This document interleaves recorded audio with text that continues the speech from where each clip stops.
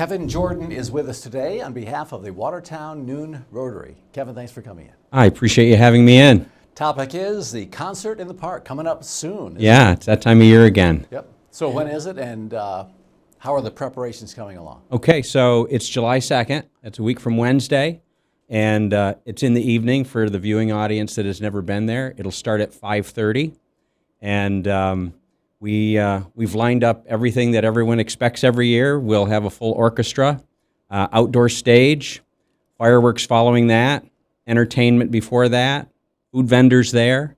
So our expectation is the weather's going to be great and everybody will have a good time. Mm-hmm.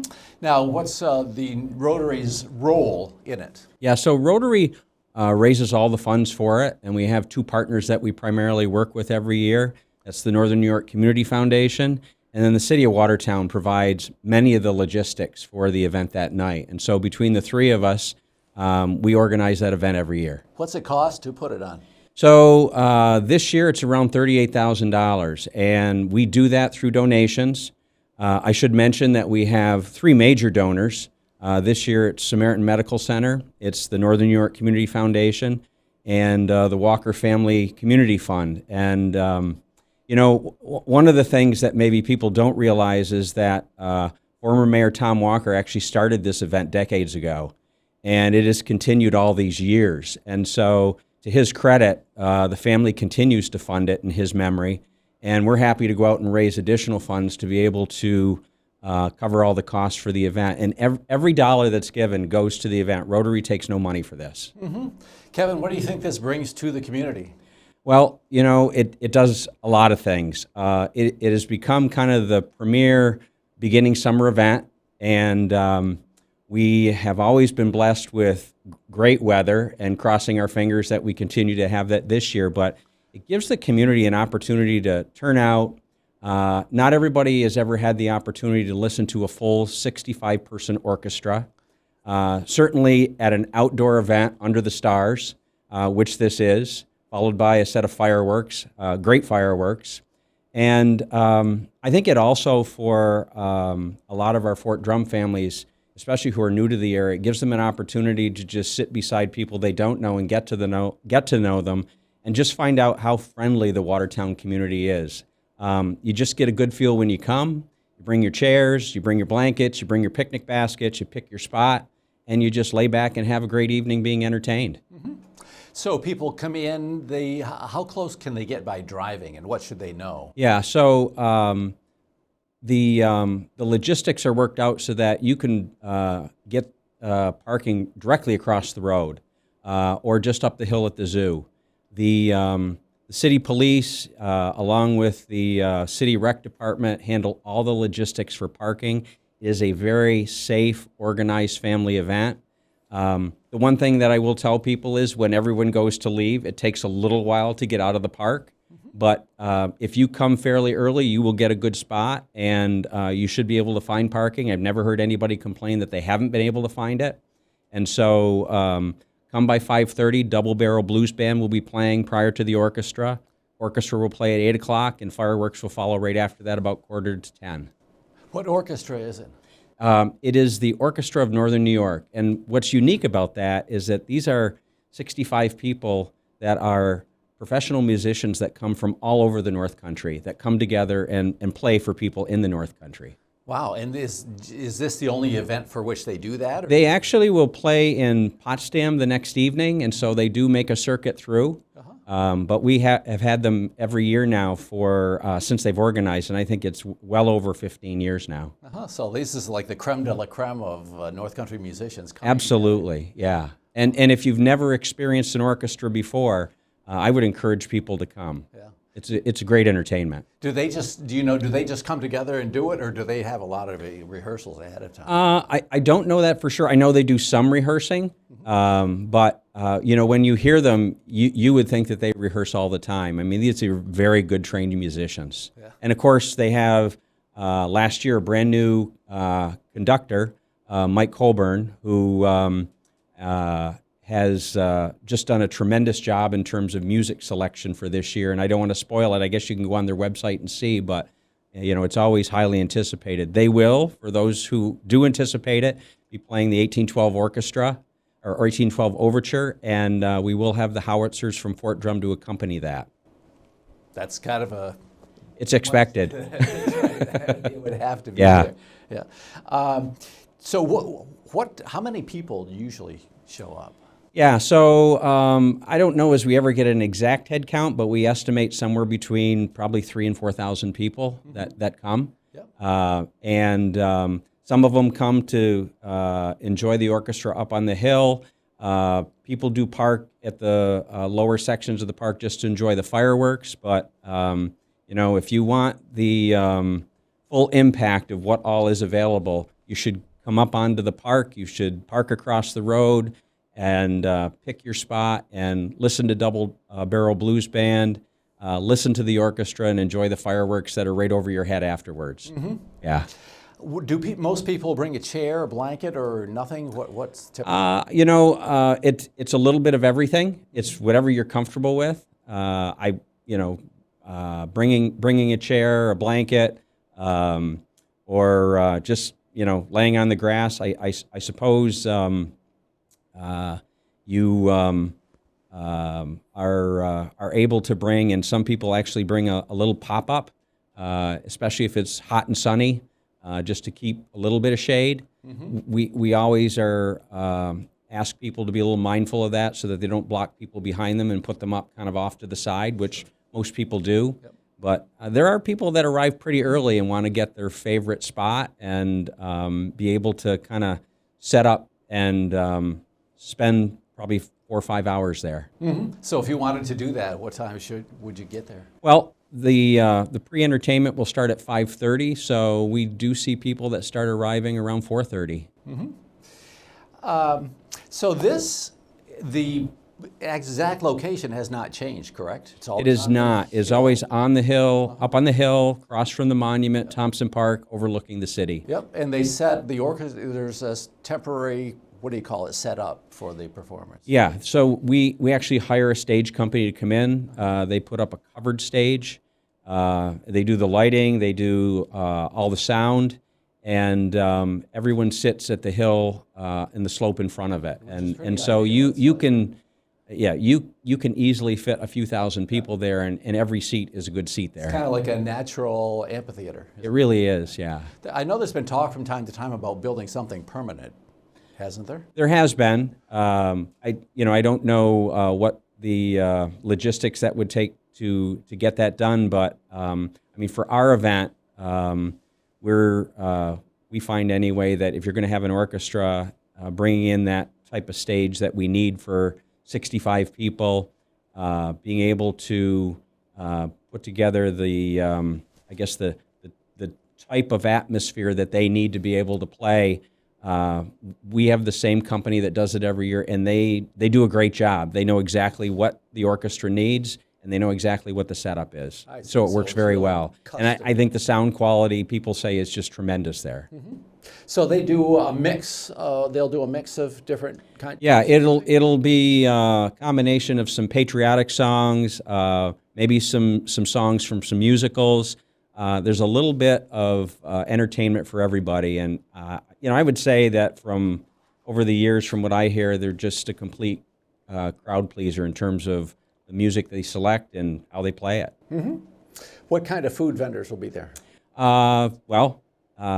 will have everything from hamburgers, hot dogs. I think there certainly is ice cream this year.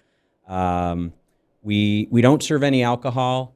Although there are other types of beverages there. And so every year we try to mix it up a little bit, and our friends at the zoo handle all the vendors and bring them in. And so those are either cash or credit card is what they take. And so I would encourage people to support. They're all local vendors.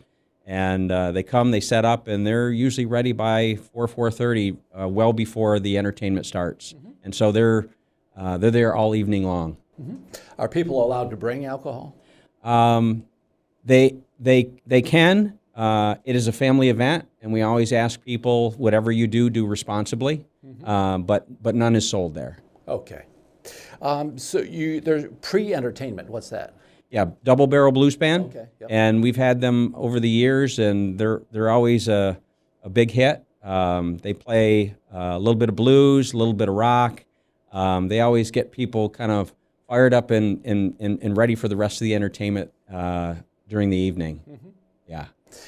The fireworks, do you always use the same company for that? We have. We've always had great luck with the same company, and we this year, well, I'll probably spoil the surprise by saying this, but we're actually putting some of the fireworks to music this year. We're trying that out, and so I guess we'll do it, and we'll look for some feedback from folks and see how they like it. So we're changing that up a little bit this year. Fireworks to music. So yeah, so this will be tape music, though. It won't be the orchestra. Gotcha. Okay, and so there's certain songs that have been picked. Some of them are kind of original songs, so I won't spoil it any more than that. Anticipate it. Yeah. Roughly, the fireworks portion, roughly how much does that cost? Yeah. That is somewhere around $7,000 for the fireworks. And as I said, the total event is around $38,000. And, costs go up every year. But I can honestly tell you that the community has been very generous. We work at making sure that we raise the funds. I think we have a graphic for our interview today, and if not, there is a QR code in some of the promotional material that's out there that will take you to a landing page at the Community Foundation. So if anybody wants to make a contribution, and no contribution is too small. And as I said, every dollar that's given goes for paying expenses for the event. The Rotary takes nothing from it. Mm-hmm. During COVID, how many years did the concert not take place during that? I think it was only one. There was 1 year that the city actually took the lead on it, but I think there was only 1 year that we missed. Uh-huh. And has weather ever had to? It has, but it has been. Was it always just postponed, or did it ever? There is a plan B. Uh-huh. It is not an ideal plan B, but if we have to call it as a result of weather, then the orchestra moves to the auditorium at the high school. Obviously, we can't do fireworks in the auditorium, so that's a little disappointing to everybody. But the orchestra will always play. Yeah. But it is much less of the anticipated event. What I can tell you is it has been enough years that we've had to call it on weather that I can't remember when that was. It was probably 10 years ago anyway, and so we don't have to talk about Plan B too much because we're going to have great weather. Excellent. It could still be hot. Oh, sure. We've had some pretty hot years there, yeah. Do you have any EMTs standing by or anything? So, yes. In fact, as I said, the city handles all of those logistics. We have great police presence there, fire protection, medical protection. We have a watering station in case it is very hot. The county emergency management trailer is there, and so those logistics are well thought out, and all of that is anticipated, knowing that you have a crowd of 3,000 or 4,000 people. Mm-hmm. And so, as I said, it is very much a safe family event, and so I encourage people to come and leave those logistics up to the city because they do a great job at it. Say that someone's held up, they're working or whatever, and they can't get there until. Could you still get there late? You can. I can't guarantee that they're going to get a great parking space late, but yes, people do arrive later on. Some people come for the orchestra and then they leave. Some people come a little later for the fireworks, but I've never heard any complaints that nobody could get in. Mm-hmm. What time does it actually end typically? Usually around 10 o'clock. Mm-hmm. And, I would mention to people that it's a little bit different than people arriving. They gradually arrive. When you go to leave, it's everybody leaving at the same time. You need to be a little bit patient if you've parked up on the hill. The city police force and the Parks and Recreation folks do a great job of getting the traffic out of there. I don't think for all those of us who have been up there, you don't wait much more than 20 minutes of getting off the hill. So just be patient with it. They first have to let the people that have walked walk back down or get out of the way for the traffic, and then they start letting the traffic out. So, if you want to sit in your seat for 10 minutes or so before you decide to leave, there's nothing wrong with that, rather than sit in your car and just enjoy the night under the stars. Kevin, how many years has it been going? Do you know? I don't know exactly, but I think it's been 30 years anyway. As I said, this was started way back by former Mayor Tom Walker, and Tom, before he passed away, and the family continues the legacy of being a major contributor. He felt that it was an important event for the community to have, not only to bring them together, but not everybody has an opportunity to hear an orchestra. For many people that come, it is their first time. Or if they come every year, it's their only time hearing an orchestra live. Mm-hmm. Was it Mr. Walker's brainchild? Did he think it was. Wow. It was. That's what I understand. It was his idea. Do you have any idea how it played out? Did he came up with this idea? And yeah, I think that, and again, forgive me if I don't have all the facts straight, but this originally started with an affiliation he had, I believe, with the Syracuse Symphony. Mm-hmm. And at some point they folded, and then the Orchestra of Northern New York was formed, and they just stepped in and took over. And so I don't know, but I've never heard that there was ever a year missed as a result of that. Mm-hmm. Well, it's a great event, and it's good to see it keep going. And anything else, Kevin, that we need to know? Well, just make sure to bring your family, tell your friends, Tell folks around the region. We find that there are people that tell their relatives to come and they bring them. It is a free public event. There is no cost associated with getting in.